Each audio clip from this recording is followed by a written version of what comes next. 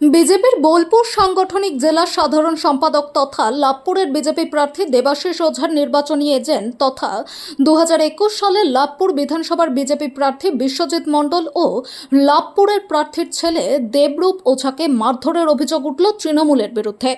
ঘটনাকে কেন্দ্র করে উত্তেজনা সাঁইথিয়া থানার ভ্রমরকল গ্রামে।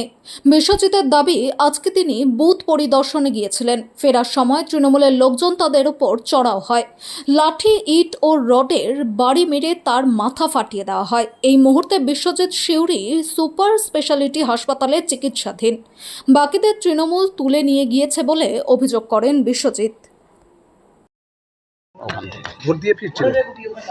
দেখি আমি ইলেকশন এজেন্ট। আচ্ছা। আমি বুথের পরিস্থিতি, তো আমাদের ছেলেরা অভিযোগ করলো যে ওখানে পুরো বুথ ক্যাপচারিং, কোথায়?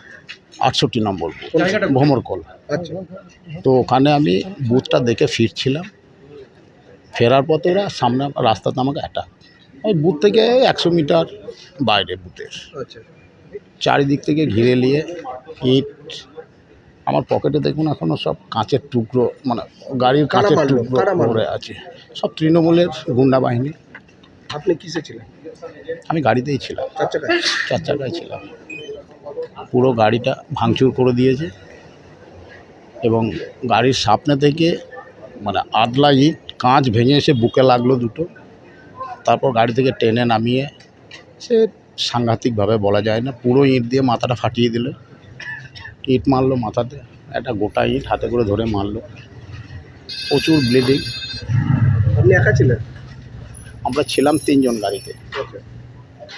বাকি 2 জনকে ওরা তুলে নিয়ে গেছে।